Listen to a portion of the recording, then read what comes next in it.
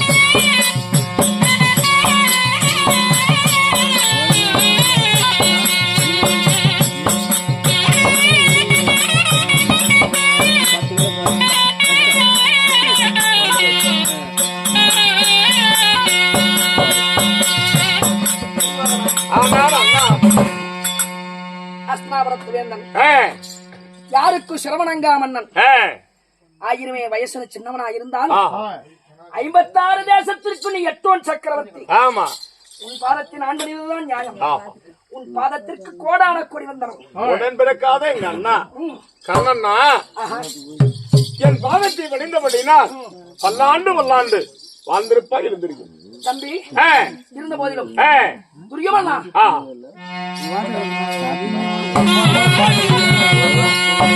எப்ப வந்ததோடு சேவி தந்தை எத்தனைக்கு நெய்வு வைப்பாய் அண்ணா கண்ணா.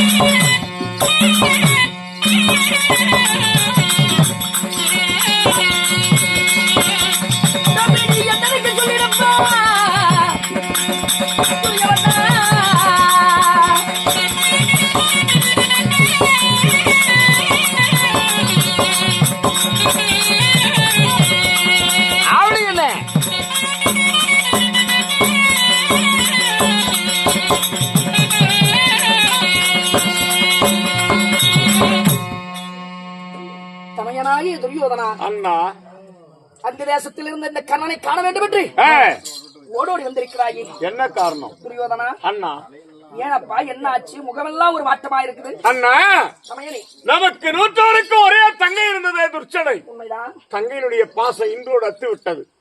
தங்கையை மறந்து விடுவாய் கர்ணா. அண்ணா தங்கையை மறந்து விடுவாய். துரியோதனா உனக்கு உடன் பிறந்தவள். ஆமா. எனக்கு உடன் பிறக்காவிட்டாலும் என் தங்கை என்று நான் வாழ்நாளில் நினைத்து கொண்டிருக்கிறேன். ஆமா. கூட பிறந்த என் தங்கையை இதற்கு மேல் தங்கை என்று மனதில் எண்ணிடாத அண்ணா கர்ணா. ஆமா. அப்படின்னு சொல்றியே தம்பி துரியோதனா, என்னப்பா ஆனது? ஏதப்பா காரணம்? தங்க வயிற்றுல ஒன்னே ஒண்ணு கண்ணே கண்ணு சொல்லி அருந்தல முதல்வி அழகு செல்வி கலந்தாரி கண்மணி பிறந்தானே, அவ வளர்ந்து வாலிபுலானால் அண்ணா கர்ணா அஷ்டாபுரத்துக்கு நம்ம ராணியாக்க வேண்டும், என் மகனாகி இலக்கணகுமாரனுக்கு மனைவியாரம் என்று சொல்லி ஒவ்வொரு நாளும் அவங்க சொல்லிட்டு இருப்பேன். அண்ணா உண்மைதானப்பா. அதற்கு என் மனக்கோட்டை எல்லாம் மண்கோட்டையாகி விட்டது. அண்ணா மண்கோட்டையாகி இந்த அண்ணன் கர்ணன் உயிரோடு இருக்கும் பொழுது அஸ்தினாபுரத்து வேந்தனுடைய கண்ணீரே கண்ணீர் வரலாமா? அண்ணா இந்த கர்ணன் ஒவ்வொரு நாளும் இந்த குருதி என்னும் ரத்தத்தை உனக்காகவே ஆற்றலும் அறிவுமாக சேர்த்து வைத்திருக்கிறேனே. ஆமா. இவையெல்லாம் உனக்குதானே. ஏனப்பா கண் கலங்கி சொல்கிறாய்? என்ன நடந்ததை? தங்க பிள்ளையாகிய கலந்தாரி பாடசாலையிலே பாடமளித்து வருகின்ற போது நமக்கு எதிரி பிள்ளையாகிய அர்ஜுனுக்கு அன்னைக்கு பிறந்த வர்ணபுலியாதனாகப்பட்ட பாடசாலையிலே பாடமளித்து வந்தாராம். சரி. சின்னம் சிறு வயது 8 வயதிலேயே கலந்தாரி ஆகப்பட்ட தங்க பிள்ளை புலியாந்திரன் மேல் ஆசைப்பட்டு புலியாந்தனாகப்பட்டவன் கலந்தாரி மேல் ஆசை கொண்டு இருவரும் காந்திரி வேக திருமணம் முதல் மாற்றிக் கொண்டார்களா. நான் தான் மன்னவன், நீதான் மனைவி என்று சொல்லி 8 வயதிலே காந்திர விவாகம். ஆமா. புலேந்திரனுக்கும் கலந்தாரிக்கும். ஆமா. சரி. இந்த துரியனுடைய ஆக்கனை ஆஹா என்ன தெரியுமா? 18 வயசுக்கு மேல ஆண் பெண் சேர வேண்டும் அரசாங்கத்து உத்தரவு. உண்மைதான். இந்த உத்தரவு அண்ணன் தெரிந்தால் சரத்தரனை கொடுத்துப்பாரு சொல்லி தாய் வீட்டுல தனித்து வைத்திருந்தார் தங்கை ஆகிய துர்ச்சட கலந்தாரி கண்மணியை திருமணம் ஆனது தனித்து வைத்திருக்கிறார். சரி, அது நியாயம்தான். 18 வயசு மேல் சேர வேண்டும் சொல்லி உனக்கு ஏன் இப்படி கோபம் வருகிறது? மாமனாகிய தகனின் வாயிலாக நான் தெரிந்து இன்று நான் சிந்து தேசம் சென்று தங்க பிள்ளைய கலந்தாரியை தனித்து சீர் வருஷ தடையை சொல்லி அஷ்டாபுரம் அழைத்து வந்து ஆண் அடிக்கிற சவுக்கா வாயிரடி அடித்து உதைக்காத உதைத்து வாழ்நாள் பூரா கணவனைய எதிரி பிள்ளைய சேரக்கூடாதுன்னு சொல்லி கல்சரை கட்டி சர வைத்திருக்கிறேன்.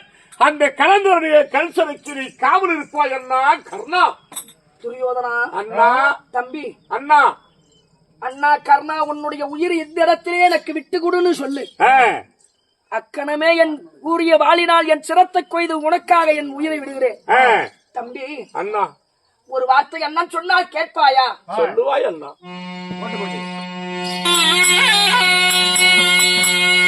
தம்பி, பெண் பாவம் கொள்ளலாது பெரும் பாவம் ஆகும் அப்பா.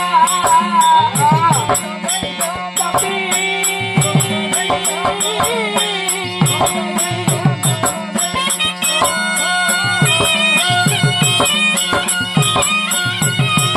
என்ன சொல்லுகிறோம்?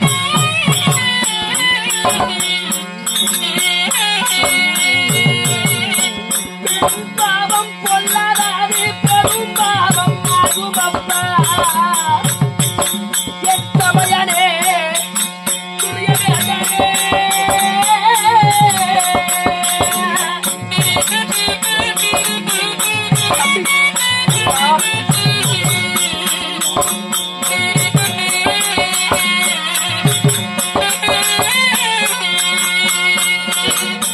சொல்லும் வார்த்தை உள்ளமெல்லாம் சோறுதையா சொல்லி மாறே. துரியனே, என் தமையனே,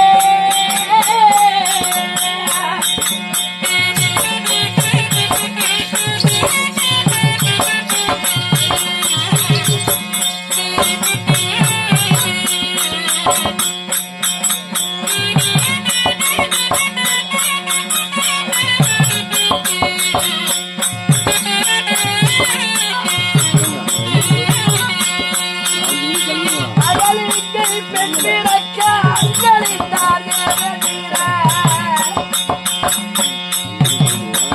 அகலிக்கை பெண் பிறக்க அங்களித்தார் தேவதீரன் தம்பியே துரியவேந்தனே.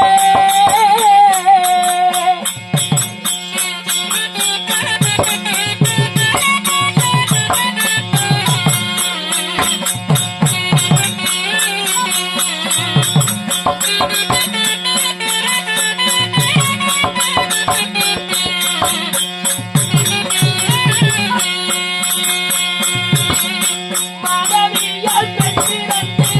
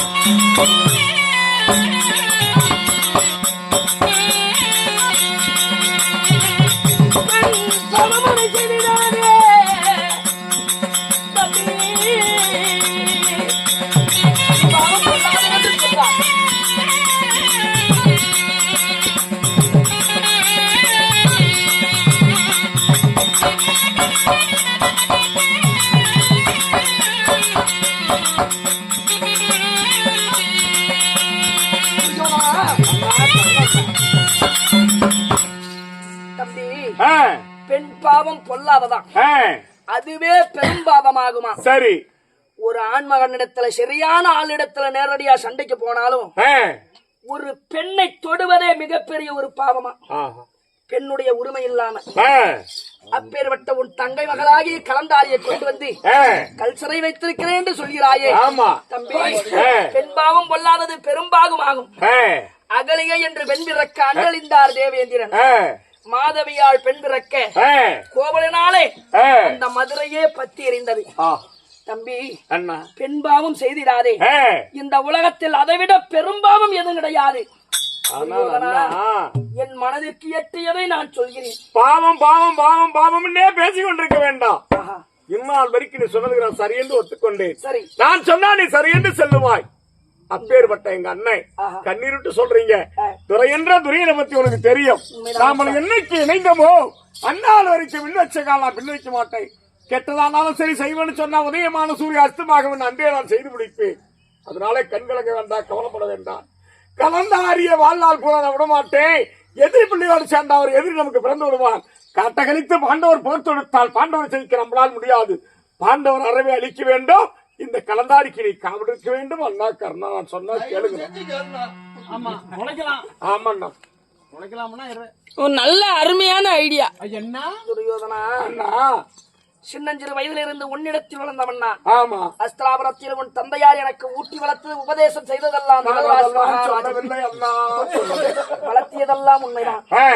அதனால நீ சொல்லும் வார்த்தை நான் கேட்டுதான் ஆகணும். சரி, அது நான் செய்வது பாவமாக இருந்தாலும் உனக்காக என் உயிரே போகட்டும் என்று நினைத்தவண்ணா. அதனால உன் வார்த்தையை நான் தட்டுபவன் அல்ல. இக்கணமே நான் சென்று கலந்தாரையுடைய சிறையில் காவலுக்கு இந்த கர்ணன் நான் நிற்கிறேன். அப்பா அண்ணா, காவல் என்றால் சாதாரணப்பட்டது கிடையாது. எப்படி? பகலேரவனை உறங்கக்கூடாது. சாதம் அங்கேயே வந்து விடும். வேவலாளி கொண்டு வந்து கொடுப்பான். கடுங்காவல் புரிய வேண்டும். நான் அரசாங்க வேலையை பார்க்கிறேன். ஆகட்டும், சென்று வருகிறேன். தம்பி திரும்பி பாருங்க, அண்ணனை பாருங்க, மண்டையெல்லாம் என்னமோ புகையா போகுது. அதனாலே யாருங்கே காவலா? நண்பனே, ஐயா, துரியோதன மன்னனத்தை அடித்து 1000 முறை நொடிக்கு 100 முறை சொன்னேன். சொல்லி